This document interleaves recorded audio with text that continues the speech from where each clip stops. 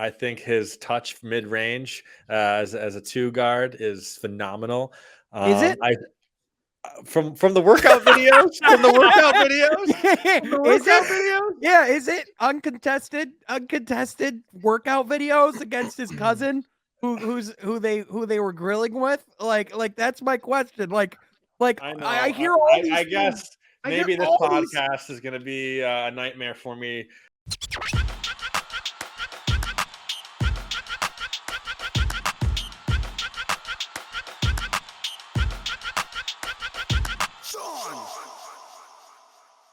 What is going on? I want to welcome you from Half Court for today, Wednesday, April 4th. May the 4th be with you. We are over 720 subscribers strong now here on the channel. I am your host, Sean Murphy, alongside my guys, Jeff Iafrady.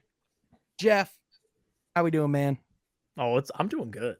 I mean, we got the playoffs on right now. You got the lottery coming up. NBA draft's about a little over a month out. Yeah. You know, a lot of mixed emotions. I don't know what to expect, but I'm excited. Yeah, me too. Jeff, this is the night you double dip where we both film a video and record the podcast together. So you deal with a whole lot of me on Monday nights. I mean, listen, how else do you eat your Oreos? I'm always double dipping them. All right. you never single dip. That's a rule. That's what I like. And then alongside my other guy at 6'3" from Marquette, Michigan, Troy Surgan. Troy, what's going on, brother? How you doing, my guy? Doing good, my man. Love those two games last night, man. Yesterday afternoon, as of recording, the Grizzlies Warriors game 1 and the Celtics Bucks game 1. Like those two games made me very happy for the semis and the conference finals and the finals, man. I'm telling you, Sean, I'm pumped. Yeah, 100%. It's the Boston-Milwaukee series might be the best series we get in the entire postseason, which is saying something because we said the exact same thing about Boston's first round series with the Brooklyn Nets. And that was sweet.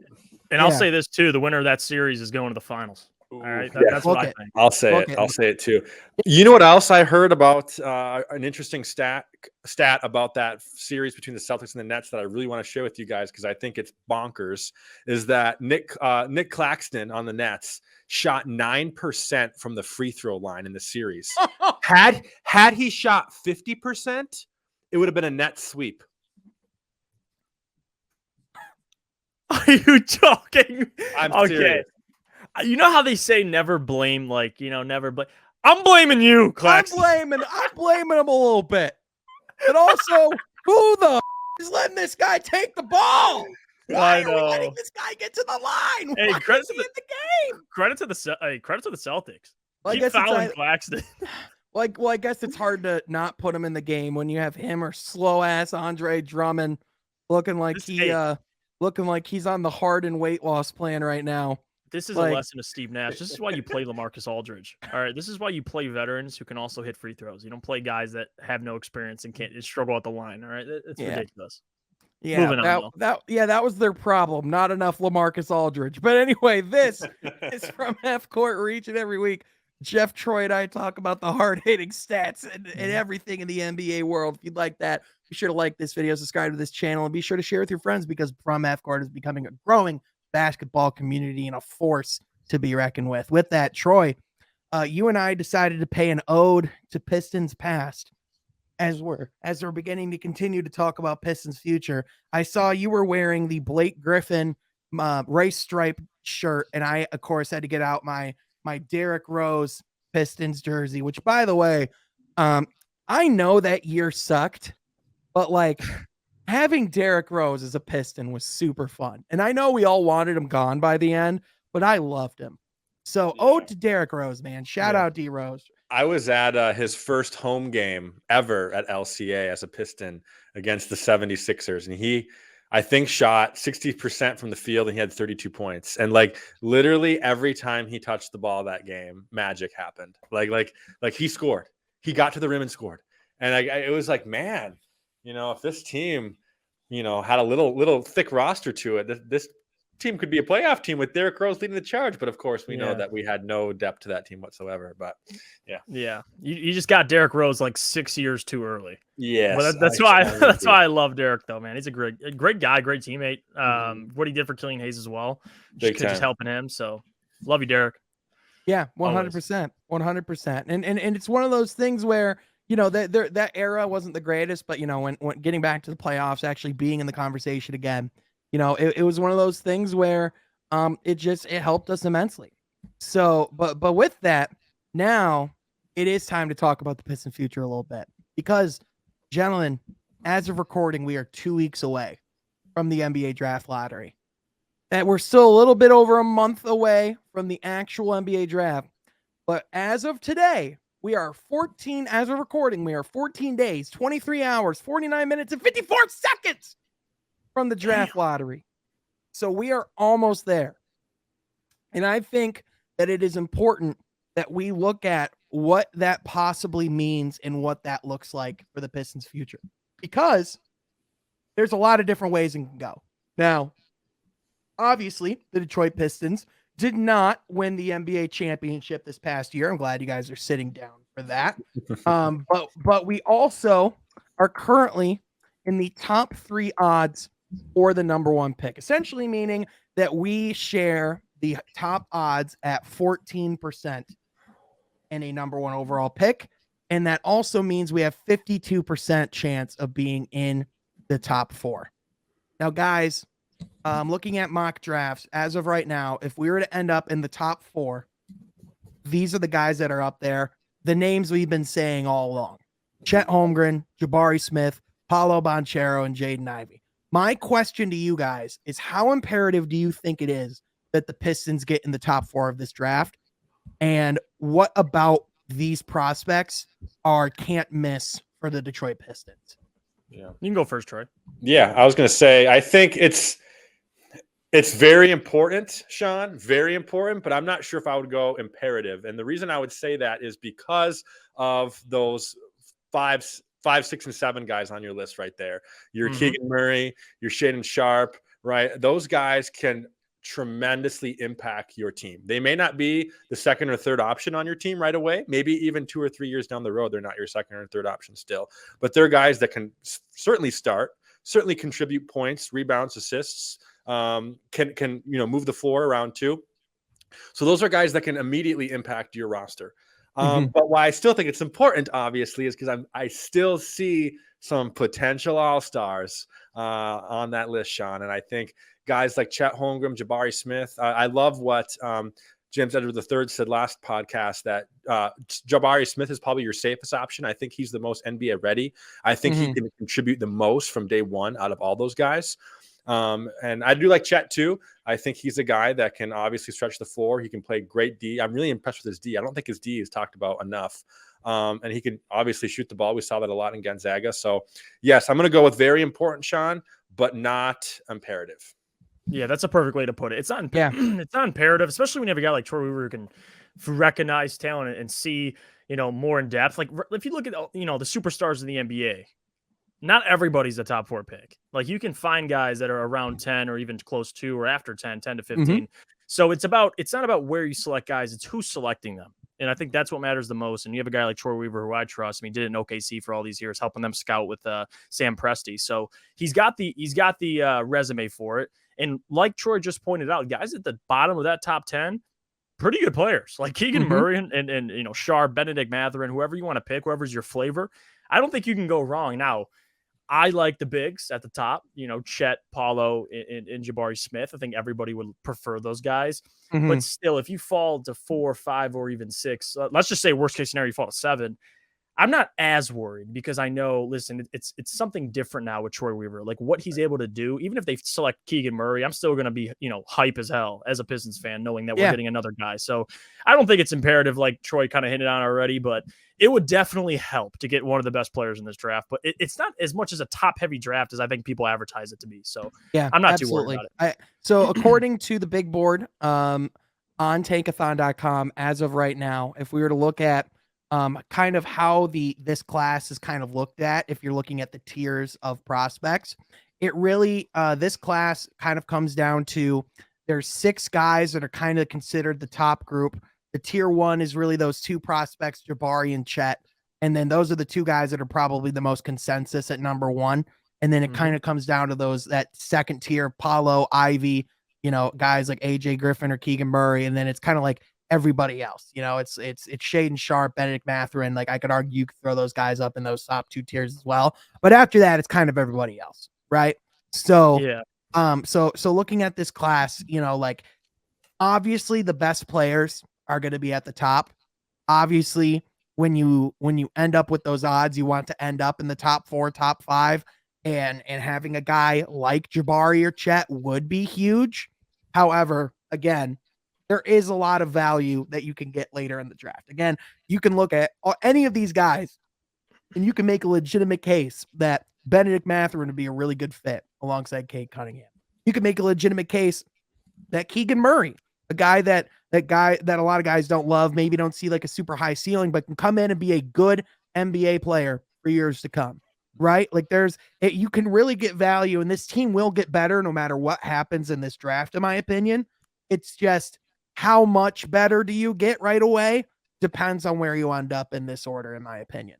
I think what Detroit can do next year does depend on where you end up in this order. I would argue that. Now, looking at the Tankathon, one of the most important things, just to give us an idea, let's go through, let's do a few spins, and based on where we end up, let's talk about what we would want the Pistons to do. Does that sound like a fun idea? You guys like that? Now we're talking. Let's do it. So first, spin number 1. We get the number 3 overall pick. There we go. And San Antonio's too? Jesus Christ. I mean, yeah, Houston gets number 1. Guys, this feels like a pretty safe situation. If the Detroit Pistons get the number 3 pick, if we were drafting in this order, I'd go Paolo Banchero out of Duke. Do you agree? Yeah, that's pretty consensus. Yeah, 100%. I would say it goes in this. I'd say in this draft, it would go. I'd say Chet Holmgren would go 1 to Houston. I would say Greg Popovich gets his Tim Duncan and Jabari Smith, and then at 3, Paulo and Cade get united. Ooh, what about 4 though? Would Ivy go 4 and team up with Dame? I don't know what they would do. They would almost be forced to, would they not? They would have to be forced to. Yeah.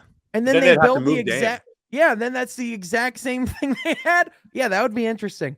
But let's hope for their sake that doesn't happen. Lottery number 2. Ooh. There we go. Now we're talking. Guys, first of all, how in the world do the New Orleans Pelicans get the number 3 overall pick? Yeah, they're going to walk away with Paulo. Those lucky mother. But anyway, the Detroit Pistons with the number 2 overall pick. I would not complain about this at all. I think that's a win-win right there. I mean, let's say San Antonio, to what you're saying before, let's say they go Jabari Smith at number 1, you're still getting Chet. So, awesome. I mean, it's still a win-win either way, or Paulo, depending on, what Troy Weaver likes more. So I feel like you're safe in the top 3. That's kind of the point. I mean, once you start sliding past, 3, we can start having a conversation like right 2 here. again. 2 again. Guys, I'm having too good of spins today. Yeah, Sean, we need to send you to the damn lottery, please. Me and Ben. I have my autographed Ben Wallace. Houston's gotten the number 1 all 3 times, though. Yeah, you know what? No, except the Spurs just got it. Okay, never. We don't got to talk about that. All right, Houston, God. Guys, what the heck? What the heck? All right, if we have the number 1 overall pick, who is your guy? Jabari Smith Jr. Jabari? What Troy said. Repeat it. That's my guy right there. Yeah, that's probably who it would be. But I want a bad. There we go. Yeah, all right, this is what I wanted. All right, 6 Washington at 2. Hey, we don't have to worry about who else is there. But let's say the Pistons have the 6th overall pick, which again is a realistic thing that can happen, right? Mm-hmm. What happens if the Detroit Pistons get the 6th overall pick? Who is a guy that you would be eyeing, and what case would you make that Troy Weaver needs to draft at this pick? I like Keegan Murray. Yeah. I mean, at 6, you're kind of far enough right there where you're probably choosing between Ben Matherin's. I mean, you're choosing between your Keegan Murray's. You're Shaden Sharp. Sharp. But again, it's I've made this point before, Troy, and you can kind of speak on it. With Sharp, as much as I love the upside and I'm enamored by it, and I want to see more of them. I actually I love, especially even the workout videos and the high school film. It's all we have on them. But when the Pistons select, I want someone who can come right away and make an impact. And I know I'm not saying Sharp can't, but I think whatever team takes him, you're gonna have to be a little more patient with him in his development. That's why I like Keegan Murray. You're getting a guy who's ready to play. Excuse me, ready to play. He fits a positional need, at least. You don't know what they're going to do with Jeremy Grant, of course, but assuming they do deal Jeremy Grant, I like Keegan Murray and I like even Ben Mathurin. I wouldn't have a problem with either one of those guys. Yeah. I'm going to go a little different. I'm going to go with Sharp. I just think Sharp can jump out of the gym. I think his touch mid-range as a 2 guard is phenomenal. Is it? From the workout videos? From the workout videos? Yeah, is it uncontested workout videos against his cousin who they were grilling with? Like that's my question. I hear all these I guess maybe this podcast is going to be a nightmare for me. So with that, just kind of wanted to start getting some of that draft coverage going, because from Half Court, we are going to be doing a whole lot of draft talk, more so when we know the order of the draft, because at this point, it's a little difficult, because at this point, we just need to know what our fate is. However, on the day of the draft lottery, May 17th, be sure to be tuned in, because at Woodward Sports, we will be most definitely doing a live stream from there. Jeff and I will be there. Our guy Kool-Aid will be there. It's going to be epic. Be sure to be tuned in for that. But for now, guys, let's move on to the next topic. One of the biggest stories of the news in the NBA, obviously yesterday was the beginning of round 2 of the NBA playoffs. And one of the teams that was eliminated was the Utah Jazz. Now, according to reports, Rudy Gobert will be demanding that either he be moved or Donovan Mitchell will be moved, and cited reasons of his lack of progression on the defensive end. He said that about Donovan? He said that about Donovan. Yep. Wow. So they're beefing. This is a real beef. We never hear about beef in Utah, but here we are. Yep. On top of that, he talked about how he feels like his explosiveness has fallen off. Let me read the full tweet. Okay, because I'm about to explode on Gobert, so please continue. 100%. So this is per Sean O'Connell in Utah. And it says, Rudy Gobert is at a him or me point with Donovan Mitchell and will demand that one of them be traded in the next few days. Per Real OC Sports. Rudy feels... I'll handle this, Trey. Yeah. Rudy feels that his own numbers are consistent or getting better, while Don is a defensive liability and is falling off in terms of explosiveness. Let me say that again. He believes that Donovan Mitchell is falling off in terms of explosiveness. Did these Defensive Player of the Year awards get to this dude's head? Yes. Like, did you just say? Hold on. Did you just say Gobert said that there's a lack of defensive progression out of Donovan Mitchell? What about the lack of offensive progression out of Rudy Gobert? You 7'1" waste of space. If you're not defending the post, there is no use for Rudy Gobert. And talk about a defensive liability. What happens when teams go small on you, dumbass? You're a liability. If anything, they should. If it wasn't for how much money Rudy Gobert was making, they would be like, "Oh, you were Donovan? Yeah, so here's your plane ticket to New York. You can go over to New York right now." They can't trade his salary. So that's right. Why this decision is so hard to make. Now, yeah. You read the reports already. Golden State, Golden State rumored to be interested in Rudy Gobert. I'm not going to say he's a bad player. I just hate when guys call other guys out when they don't look in their. Who has gotten the most criticism this postseason on the Utah Jazz? It ain't Donovan Mitchell. I've been criticizing Rudy Gobert the most. So I don't know where this. It's almost like he's trying to shift the blame. Like, well, look at Donovan Mitchell. Hey, buddy, if it wasn't for Donovan Mitchell, where would you guys be right now? Rudy Gobert. Where would you guys be? Rudy Gobert might be the most hated player in the NBA. Like straight up. And he caused COVID. Yeah, he's the reason COVID happened, man. He caused COVID in the NBA. I don't know if he caused it, but he sure as hell spread it. But he spread that. Yeah, I mean, let's be honest. That moment of him with the microphones, all that stuff, is probably the worst look that we've seen a player get in a long time. But I mean, in all seriousness, like what Rudy Gobert statement, man. Listen, here's the thing. Like you ask me which one of them do I blame? My answer is yes. Like they both deserve blame, and they both looked like garbage. Like if you want to like really go down, like both, like Donovan Mitchell, when's he taking the next step? When, like, honestly, offensively, when has he become the playmaker that we want him to be?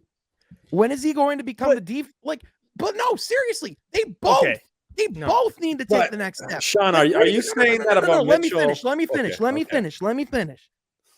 What I'm saying is that, Rudy, where's your offensive game, man?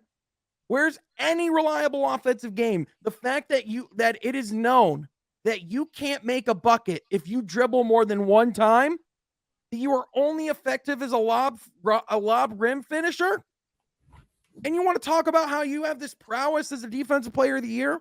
No one gives a damn if you can't make a layup because you dribble one time. But Donovan, you want to be considered, you want to be up in the elite level alongside guys like Devin Booker, like Jason Tatum. You know what they did? They became elite on the defensive end too. Donovan Mitchell has been great on the offensive end. He hasn't been elite on the offensive end. He hasn't taken that next step. He hasn't been a great playmaker. On top of that, he was straight up being taken advantage of and picked apart the first 3 games of that Dallas series. It was a joke. That's all I got to say, man. Like if you're asking me who I blame, the answer's both. Rudy's clearly going to be the one I'm going to say more, because the guy doesn't have a semblance of an offensive game. It's pathetic.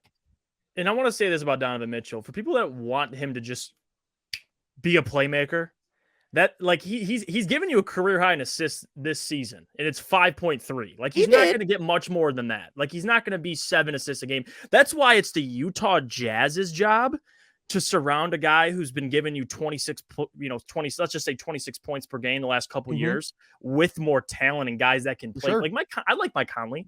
Yeah. But is Mike Conley that guy right now? He was washed this series. Washed. I'm sorry, but he's washed. Rudy, he is. And they lost. I think a very underrated loss they had was Joe Ingles. Like they lost more shooting. They only had Bogdan over there, and he's great. He's a great player. But Donovan Mitchell, as much criticism he deserves in the postseason, I will agree to that. I think this postseason, he definitely deserves criticism.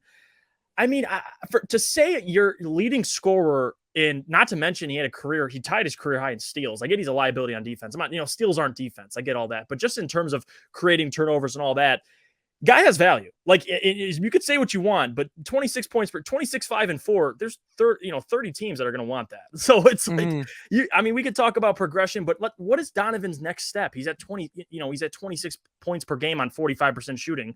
Like you want him to get to 30 with like 7 assists. Like you need to get more players around him besides Rudy Gobert, who's a liability on offense. You do. But again, it's about being a star on both ends of the court. It's about holding this kind of stuff out of the public eye, because Donovan's been as responsible as Rudy has. They both have been immature. They both haven't handled this situation well. This has been the worst kept secret in the entire NBA. There was almost a sense of the Utah Jazz that they couldn't wait to get this postseason over with, so that they could finally just split these two up and move on. Like, these guys clearly haven't liked each other. But the problem is if they actually moved past their differences, got better, and Donovan actually passed to Rudy more than once a game, but also if Rudy Gobert actually worked on his game and gave him a damn reason to pass the ball, we'd be talking about the Utah Jazz a little bit differently, because this was a team I thought could have been to the finals last year. Now, there's a legitimate case for the Utah Jazz blowing it up altogether. Right. There is a legitimate case to trade them both. If I'm Danny Ainge, I am strongly considering trading them both. Yeah, I know. That's where I'm at. And the problem is, if you're going to trade away Donovan Mitchell And if anybody knows, it's Utah, how hard it is to get players like that in Utah. Yep. Mm-hmm. And you're going to trade away a guy who you drafted, who you found, and you built up. And I get Rudy's another one, but let's be honest, guys. Like if you and Troy, I'm going to ask you to put on your GM hat again. Who the hell are you trading away if you had to choose one? I think I might know your answer, but go ahead. Yeah. Well, I got to trade Rudy, of course. I mean, I want to keep Mitchell. And I guess Sean kind of already answered it, but I still want to hear it up front from Sean. Are you giving Mitchell most of this heat because of the performance and the step up in tier that we've seen from guys like Devin Booker and Jason Tatum, who are similar in age? Yeah, I'm saying that multiple guys around him are taking that next step. And he's not. That's just what it comes down to. If you're comparing them, because we've seen, like, I think there's two young players that I think we've seen get eliminated that need to look themselves in the mirror a little bit, and it's Donovan Mitchell and it's Trae Young. Now, and I think they both have obvious holes in their game. Donovan, it's the defensive end. Obviously playmaker, like there have been times where Donovan Mitchell, like, he's looked at his best when he's played point guard for the Utah Jazz. And I think they just need to pull the trigger and put him at point guard full time. On top of that, I think they just need to get rid of Mike Conley. I think that experience has been bad. Yeah, he's kind of a distraction. Yeah. And I think he does need guys that are more skilled around him. But again, and then like Trae Young, it's for him, it's like the off ball stuff. He literally can't do anything other than on ball, dominate the ball. And his turnovers too are a little more than I would like to be if I was a Hawks fan. But again, the Utah Jazz have no reason to be out in the second round last year and the first round this year. They just don't. Yeah. From the amount of money they're paying, from the amount of talent they have on that roster, there's no reason this team should be regressing. And I got to talk about the reality of where the NBA is going right now. Like you just brought up the Hawks and you brought up also the Utah Jazz, two teams that are heavily reliant on one guard. Yep. Like that, you can't win a championship like that. Look around the NBA. Yep. You have Devin Booker. Okay. You have Chris Paul, DeAndre, and you have Michael Bridges. You look at Golden State. Oh, guards. No. They have multiple guys who can go get a bucket. So that's kind of where the NBA is headed. Like, there's not really, you could talk about Giannis, a 7-footer who, nobody can slow down when he comes to the net, but it's a big man's game. You can't have guys like that. That's why I'm so high on doing this and surrounding Donovan with more talent, getting Trae Young, another guy that can put up 20 points per game. Like, these guys need help. So maybe the turnovers will go down if Trae Young has another guy to give the ball to. It seems like every time in the fourth quarter, it's Donovan Mitchell or bust, and it's Trae Young or bust. So that's the mistake these franchises are making. And hopefully the Pistons don't do that same thing with K, because it's a lot for somebody that's a guard to put an entire team onto their back and have success. This isn't AI back in the day. Right. I can't see the team all the way to the finals. Making that mistake, though. No, I don't either. I don't either. So Russell Westbrook just pulled up to the Met Gala in this, and I am floored. I'm sorry that this is interrupting the pod, but this man. I gotta see your quote retweet of this, Sean. This man has left me at a loss for words. He looks like it looks like there is a lot of things. There are a lot of jokes I want to say right now that I should save for later and vet. But anyway, we're going to move on and talk about the next thing. Let's talk a little bit about those games that we saw yesterday.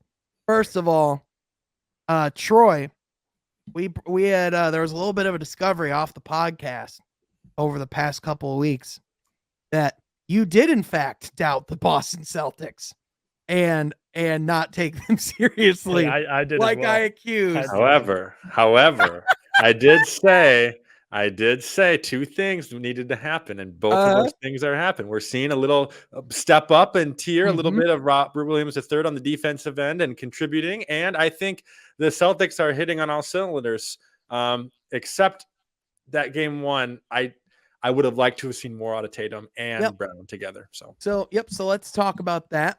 The Milwaukee Bucks decisively win game one. Giannis Antetokounmpo looked like he was about 80% in Giannis form, and he still was giving the Boston Celtics fits. There were just multiple clips of Giannis physically dominating Jason Tatum and Jaylen Brown. And if there's anything that this series proves, is that defense is a great team defense, and that is going to be what ultimately wins them a championship if they get there. But you're going to have to be near perfect to want to slow down Giannis Antetokounmpo. By the way, got a quiet triple-double. It's not just his 24 points. It's his 13 rebounds. It's his 12 assists. Giannis Antetokounmpo is the best player in the world right now, and it's not even a conversation. Right. And I picked him to be my MVP. Yeah, but all jokes aside. I think the big thing, you picked the best player in the world to be the best player in the NBA. Neither of you guys had Giannis. So that's all I'm trying to say. Is neither of you guys had him. But no, I guess something I've been thinking about all day, Sean and Jeff, is which one is true? And maybe they both are true. Did Milwaukee come very prepared yesterday, or did Boston come unprepared, or both? I think in a way, I feel like Boston's game plan heading into it, and they've been giving even Giannis, like, what did he shoot, 30-something% from the field, and they still won. Yeah, he was 9 of 25. I think the problem was, it's not really a problem, honestly. It's just the reality of it is when you're facing a Bucks team that doesn't have Chris Middleton and you're Boston and you know what you can do, like you just did to Kevin Durant, your game plan is to slow down Giannis, but they forget that Giannis isn't the only one who can beat you. Like they have the guys they have, and I know Chris Middleton's out. When he returns, they're going to be scary. But with him out, like guys made shots. Bobby Portis, Grayson Allen, all these other guys. So I think that's what Boston wasn't expecting. Obviously, they didn't play well offensively. That's the downside. But when you have teammates of Giannis, that all his teammates making plays, makes the Bucks that much hard to beat. Like how are you going to beat a team? Giannis had his worst game of the series, and they won. So yeah, it's a tough one, Troy. It really is. I think it's kind of a mix of both, but I think Boston's kind of heartbroken now because they're like, listen, we played a damn good game defensively on Giannis, and we still lost. Yeah. Well, you know what else it is too? It's Drew Holiday. It is the guy that he's arguably the cherry on top, the thing that makes this really go, because his defensive prowess and his ability to make guys uncomfortable. Marcus Smart. Marcus Smart is a guy who won Defensive Player of the Year. And Drew Holiday looked like he was in a whole other league than Marcus Smart yesterday.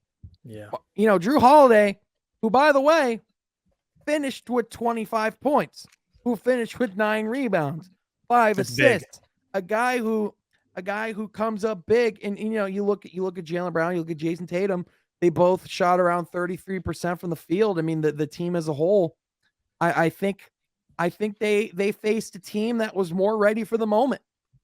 I think this Milwaukee team, you really underestimate how seasoned a group this is in playoff action. And and even guys like Grayson Allen, who he knows his role. He knows where he fits in, and he knows how to rub salt in the wound and cause fits. Like Grayson Allen, had 3 steals off the bench, 29 minutes. It's a team effort in Milwaukee. And I think also another thing with the Milwaukee Bucks, and not just the Milwaukee Bucks, but championship teams that make them so dangerous, is when they win the year after, like they can struggle, but they're still, come postseason, they just click. Like the Milwaukee Bucks were struggling in the regular season. Oh, what's going on with the Bucks? Come postseason, it's almost like they leveled up in a way. Now in the postseason, like, dude, we've made the finals. We have that camaraderie already. Even though Boston's been close, so many years in a row, I just think when you win that championship, it just brings your whole team a new level of confidence. Like now you got Budenholzer sitting over there, like, listen, I've gotten out of some sticky situations. Like it's just different. It's a different vibe around the team. Right. So I think it's benefiting them. Boston just had no idea what was going to hit them right in the face. Right. And I do think what Sean said about Drew Holiday is spot on, because I think he is a factor for this team that puts them definitely at a different tier than Boston, and definitely Miami, I would assume, is where they're going to play the next round too to make it to the finals. So I think him, and then Portis too. Portis is coming up big too on the offensive end, and we knew his performance on the defensive end was great too.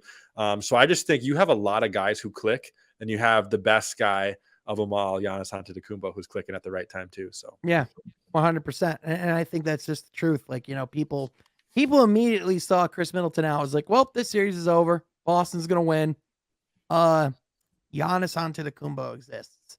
And he is truly in his peak form. He is the guy is going to go down as a top 10 player of all time. Like he's insane. Like, he's already at that point. I mean, he's just, what can you say about Giannis? I mean, there's no solvable answer to him. He can do everything.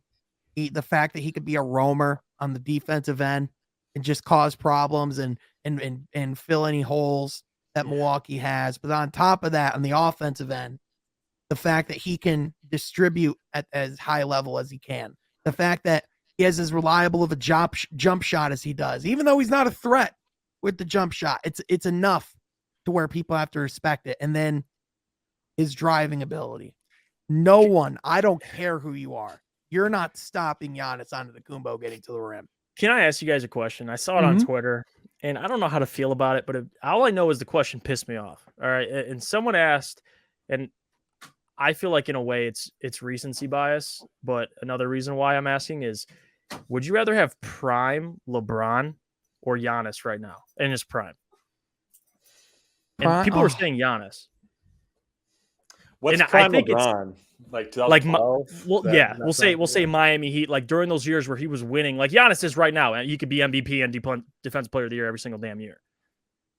Like, you can make a legitimate case for both. That's the thing. I'm pausing like that. It's tough. Like, as of right now, I'd still go LeBron because I think peak LeBron is the second best player to ever play the game. But I like Giannis Antetokounmpo.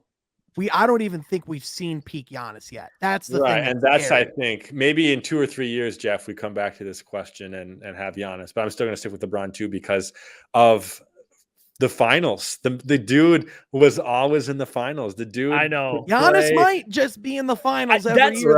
You know what, Troy? I am so glad you brought it up because I was just about to say that. That was what differentiate it for me. Like I look at LeBron. That's a guy who lived in the finals, and I get it.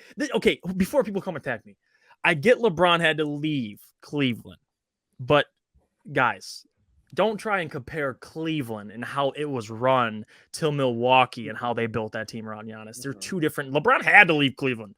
He gave him arguably too many years. So with LeBron, I think that's the difference. Like what he was able to do in the postseason, I think Giannis can get there. Like he's starting to get there right now. Like I think in the next couple of years, you'll see Giannis a couple of finals appearances. The conversation becomes a little harder, but he's got to win a couple chips. Yeah, 100%. Now, at this point, I do real quick before we take our trip over to Mount Rushmore that we typically take. It's a nice little gander. I do want to get your guys' predictions on these series as we're kind of looking real quick. We do got to talk that other game too. How did I almost go over the Draymond ejection? What the hell was I thinking? First of all, really flagrant 2? Am I the only one? I mean, I get it's Draymond. Yeah, it's almost like his reputation precedes itself. I think that's just the way it is. I think that was a total reputation call. I don't know what your guys' thoughts are. I'm a little torn because I don't know why Draymond grabbed him because he was flying. Like Draymond almost sped him going to the floor up. Like he went faster and hit the ground. So he I didn't claimed get it that. Was for the and one. He claimed he was trying to prevent the and one. That's what his rhetoric was, but it didn't look like it. It didn't look like it, but I was, bothered that it was a flagrant 2. I mean, in those types of moments in the playoffs, you can't be giving out flagrant 2s. Like, but am I surprised though? Like Draymond was suspended for kicking someone in the nuts, and someone who I can't forget the player. I think was it Jose Alvarado or was it Chris Paul? Chris Paul kicked Jose Alvarado in the nuts, slightly, and nothing happened. Like that's where the reputation comes in. Chris Paul, president of the Players Association, and then you have Draymond Green, who, and I love Draymond, but like just his reputation, that's where things start to come into play. It's the truth. It really is. Yeah. No, I think Jeff said it well. It was definitely a reputation call more than it was an actual. I was watching this game and this guy did this to this other guy. Yeah. 100%. Like Draymond slapping Brandon Clark across the face. Like, come on, guys. Yeah, I heard. And speaking of him, I think he's a great factor in this series. Brandon Clark has been playing great basketball. Yeah, they go small. Brandon Clark can do some damage. I would say too, though, that's a hell of a game to let slip through your fingers. If you're the Memphis Grizzlies, you don't get You do not get many shots. If you have a clear shot at the king, you best don't miss. You know what I mean? And you get an opportunity. No Draymond Green in crucial minutes, and you lose at home. The Golden State Warriors missed how many wide open threes to end the game? That one's gonna hurt, and that one's gonna hurt for a while. So I don't, I'm gonna be interested to see, Memphis. They're gonna have to, they need to win game 2.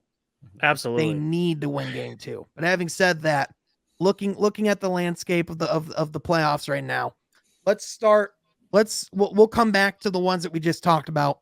Let's start with the ones that are playing as we're recording. Philadelphia and Miami. Now, Joel Embiid, orbital bone injury, does have a fracture. Probably will be back by game 3. Masked Embiid. He's going to come out looking like Batman. Having said that, guys, do you think that will be too little too late? Do you think James Harden can take this team over the hump? Or do you think Miami will be moving on in the series? Miami in 6. I was gonna say Miami in 6, man. Give him Joel. I'll still say Miami in 6, just because I don't believe in the 76ers. And I've been saying maybe the health does come into play. Maybe that is why I don't believe in them. But I've been saying this since the start of the postseason. They beat the Toronto Raptors.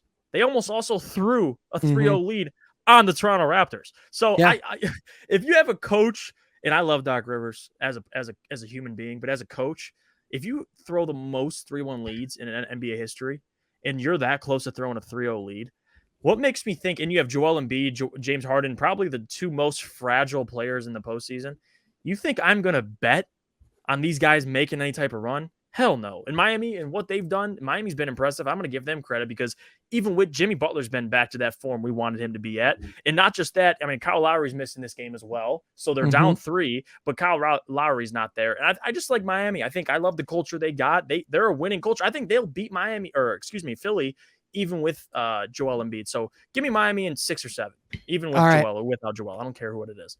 Guys, normally we have some great analysis on this podcast. But quite frankly, I'm disappointed nobody brought up the fact that 4 of these 7 games are going to be happening in Miami. And as we have seen with the chart of top strip club cities to James Harden efficiency and points, Miami is James Harden's kryptonite. Yeah. Until Las Vegas gets an NBA roster, James Harden will struggle every time he's in Miami. And are you telling me in a 7-game series, 4 of those games being in Miami, that James Harden ain't going out once? Hell nah. He's out every night. He's going crazy. James Harden will be almost a non-factor as I'm watching him get to the rim and going to the free throw line yet again. I don't care. This guy, you know where he's going to be after this game. It's not even a secret. With that, club. Miami in 5, gentlemen's sweep. Wow. With that, next series, Dallas, Phoenix. Dallas, Phoenix. Will the Dallas Mavericks have enough firepower to overcome the Phoenix Suns? No. Jeff, how many games Phoenix winning this one in? I give them. I think if it goes the distance, I don't think Phoenix has another long series. I think they beat them in 6. It may be that, if not 5. I just think Phoenix in a lot of different ways. If they can get Devin Booker back, like healthy, I mean, like fully playing back to that form that we saw Devin Booker playing at before his hamstring injury, then they're going to win. Like, it's just a matter of the games. Because in my opinion, Phoenix has the guys to defend Luka Doncic. They have Mikal Bridges, even Devin Booker stepping up on the defensive side of the ball. Jay Crowder, they have Cam Johnson coming and hitting threes. DeAndre Ayton down low. I think they have enough pieces to beat this team. I think Luka, as much as I love, what the Mavericks have been able to do, and they beat a very, disorganized Utah team. I think Phoenix is a little bit different. I just think we talked about, Milwaukee and that, experience now winning the championship. Phoenix was in the finals, so they're going to be ready for this series, no doubt about it. I'll give it to them in 5. I'll say Phoenix in 5 or 6. Yeah. Yeah, I would say 5 or 6 is a great thing, Jeff. And I think Luka's going to have a good series, But I don't know if he's going to have a great series, and that's because of the defensive play that Phoenix plays with, especially a guy like Bridges. And another factor that was not said in this series is Chris Paul, guys. Chris Paul is playing phenomenal basketball. The point literally guard, right? literally didn't miss a shot. I'm sitting at a bar. I'm sitting at the brass rails in Detroit next to Tom Mazaway as he's like, "Give me the Pelicans. They're gonna win this game, no problem." Chris Paul doesn't miss a damn shot. What do you got for me, Maz? He's the point guard. Come at I me. know. Anyway. Not 5 for 5, not 6 for 6, but 14 for 14, ridiculous. guys. Chris Paul doesn't get enough damn respect, man. I know, like, we are a Chris Paul podcast, and I am all about that. Chris, please come on the show someday. But anyway, speaking of the other series, let's stay out west for a second. Golden State, Memphis. Troy, I'll start with you. What do you think the Memphis Grizzlies can do this series? I think they can squeeze game 2 out. And I think they can even squeeze a game 5 out. But I don't think they can like do how much you said more than that. That's why I love Troy. I don't think they can do much more than that. I think we're going to see a disappointing series from Ja Morant. I really do.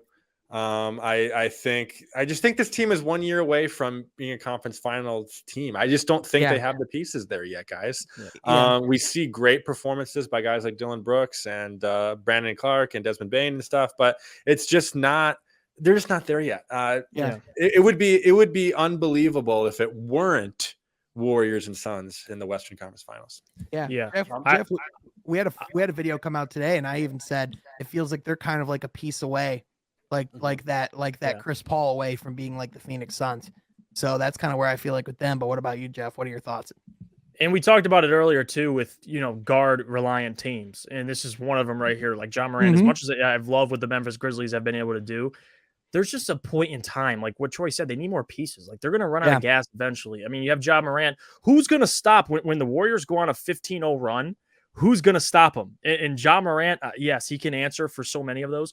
But if Desmond Bain's having an off night, if you mentioned Dylan Brooks, Jaren Jackson getting in foul trouble, they're in deep waters. Like this is a team in Golden State that can, Curry goes out, Jordan Poole comes in, hits threes. Klay Thompson's on the floor. He's playing tremendous defense, hitting threes at a high rate. Draymond Green is defending your best post player and getting in their head. So they have the pieces that at least defend, and they have guys that can, go on runs and just, especially that small ball lineup, they can obliterate teams. So give me Golden State in 5. I mean, maybe they can sneak out a second game, but I think what Troy said is true. They'll win the next game. And in my opinion, I think Golden State wins the next 3. Get out the brooms, boys. You think it's a sweep? Get out the brooms, boys. I think the Golden State Warriors wanted a sweep last round, and they didn't get it. And in my opinion, I think the Memphis Grizzlies just gave the Warriors their best shot in game 1. Yeah. I don't think it gets better than that. And I don't think you're getting the Warriors on a more off night than that. So you telling me Jordan Poole, Klay Thompson, and Steph Curry are going to have another game like that? Hell no. You let Draymond Green. Here's the thing that the Memphis Grizzlies do not realize. Yes, they just had a game where Draymond Green didn't play in the second half. You know what that means? You got a pissed off Draymond Green now. And you know what's scarier than Draymond Green? A pissed off Draymond Green. That's when he's in his final form. So in my opinion, I think the Warriors are going to have a little extra. I think they're going to I think they want this one done quick. In my opinion, I think Golden State's going to get ready to get the brooms out. Yeah, you're not crazy for that. I mean, I can't really argue with that. Yeah, I'm not arguing with that one. So again, if you're going to swing at the king, don't miss. You know what I mean? And with that, save the best for last. Boston, Milwaukee. I don't want to overreact for what we saw in game 1, but I do still think this is a 7-game series. Having said that, as of right now, I'm not picking against the Greek Freak. I'm just not. I don't know what you guys are thinking, but I'm not picking against the Greek Freak. I underestimated this Bucks team coming into this year. into this series at least, because I know against Chicago, I'm like, all right, you're going to beat Chicago.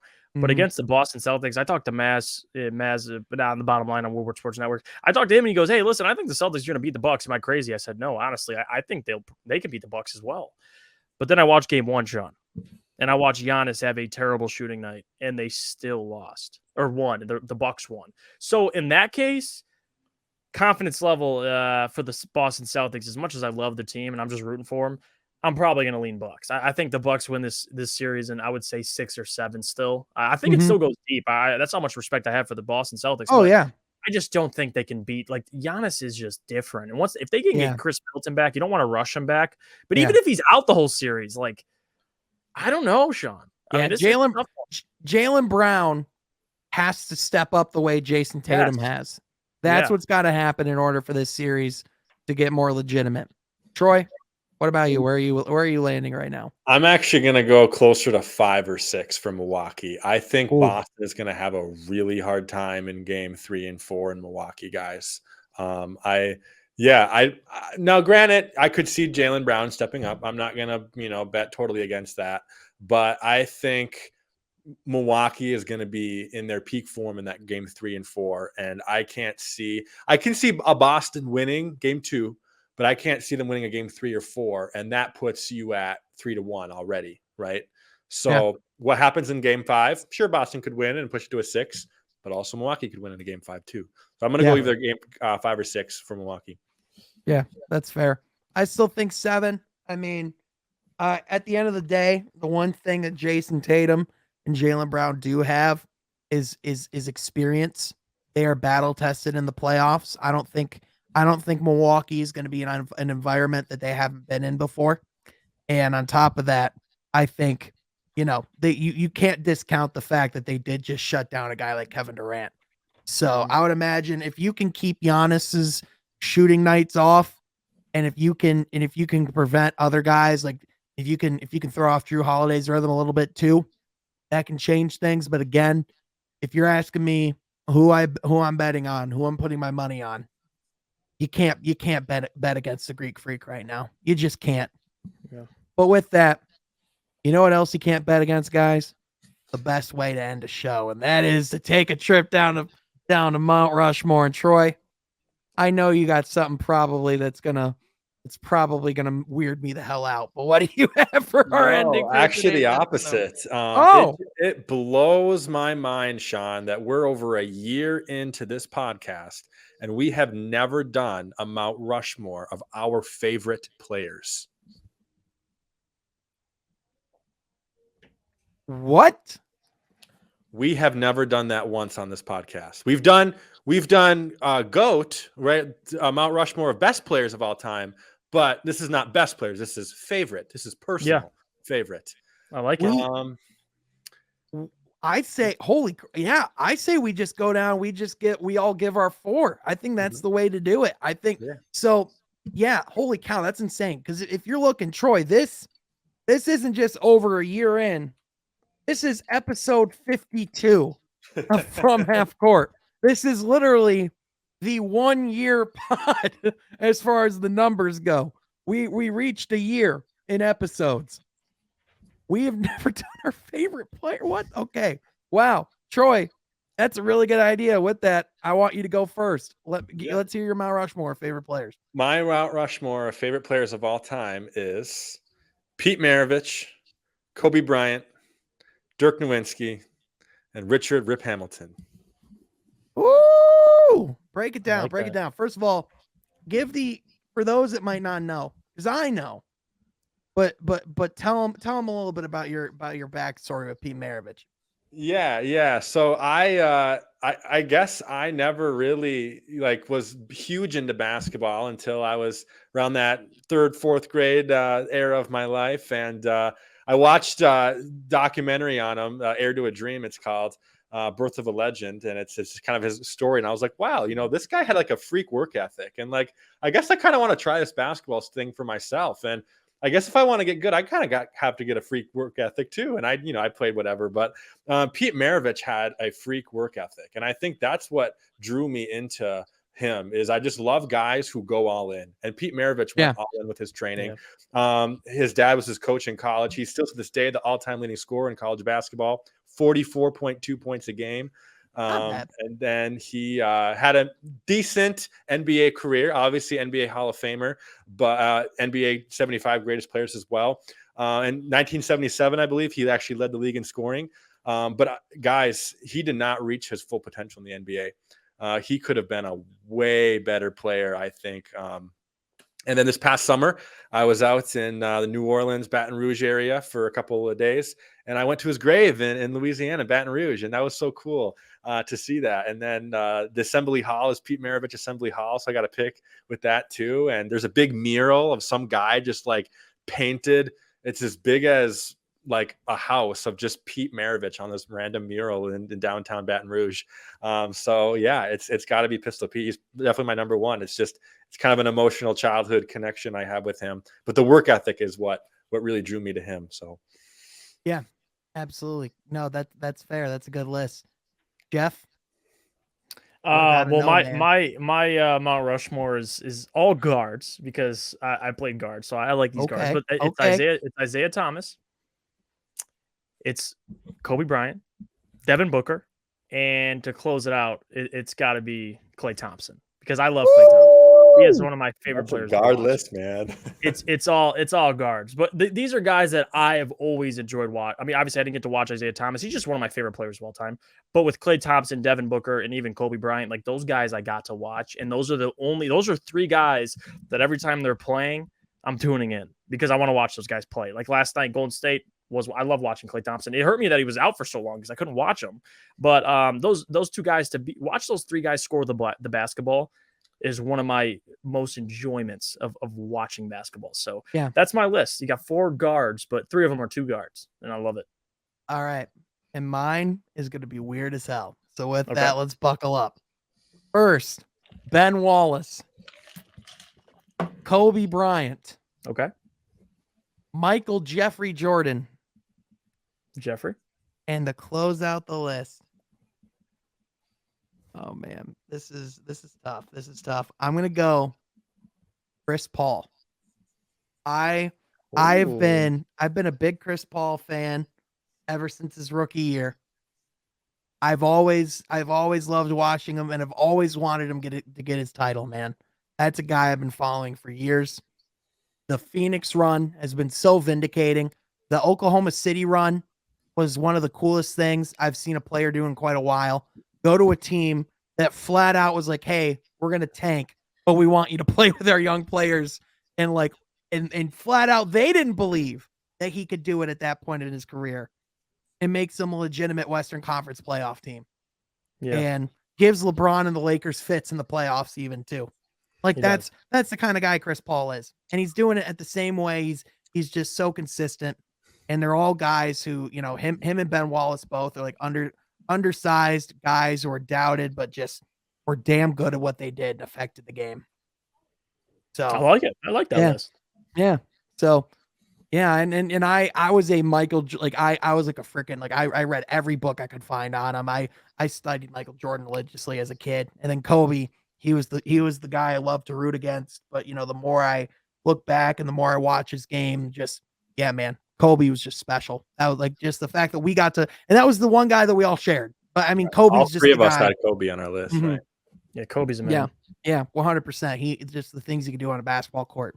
Like, you know, I couldn't see replicated ever again. So that's just Kobe, man. But there's so many special players, and I'm excited for the guys that will be on this list that we'll be covering for years to come on this podcast, because this is From Half Court, where we talk about all things NBA basketball each and every week. If you like that, be sure to like this video, subscribe to the channel. We're also on Spotify and all of the other podcast services you like as well. So be sure to find us there as well. Follow Troy on Twitter at TroySergey44. Follow Jeff at Jeff Ifrady, myself at Sean Halfcourt. And no, we are not on Donald Trump's Truth Twitter website. Thank you all so much for tuning in, and we will catch you next time from Half Court. Be sure to subscribe.